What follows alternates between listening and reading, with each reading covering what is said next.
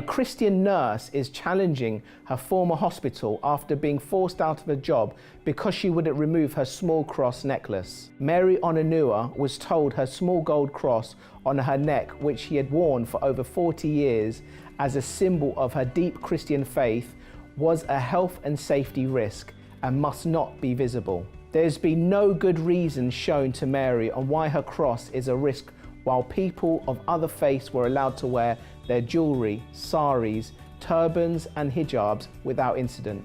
This and other evidence points to management being about the visibility of the cross, not genuine health and safety concern. Mary has been giving evidence to the Employment Tribunal and has been supported by the Christian Legal Centre.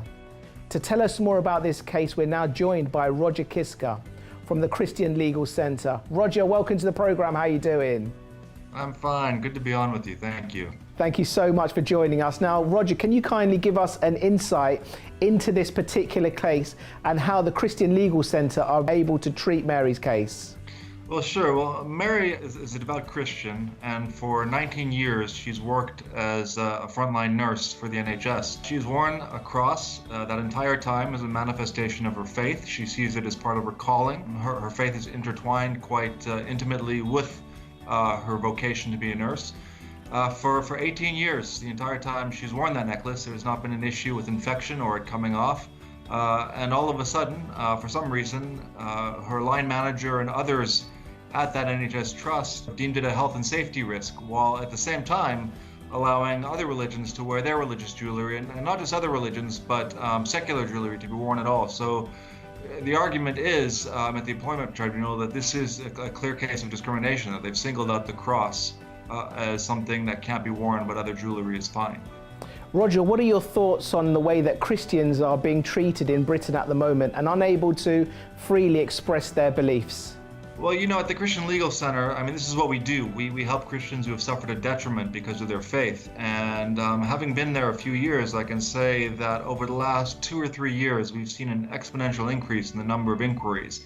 I think we had nearly 1,000 inquiries alone just last year, which amounted to dozens of cases.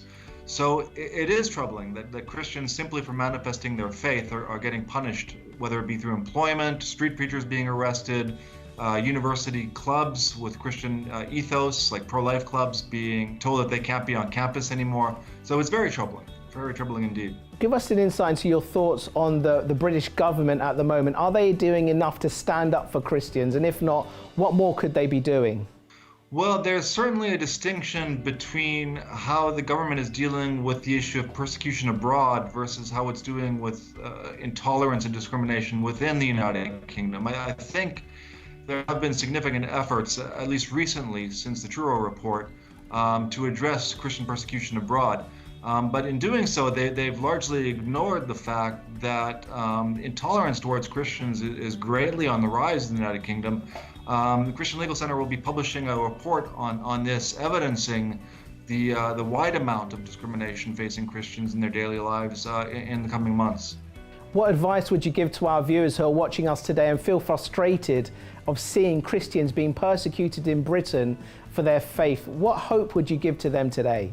Well, I think that, you know, evangelical Christianity, biblical Christianity, is still the quickest growing and most popular form of Christianity. And as long as there's believers, as long as there's a gospel, there's hope. And you know, I would say Britain is still free.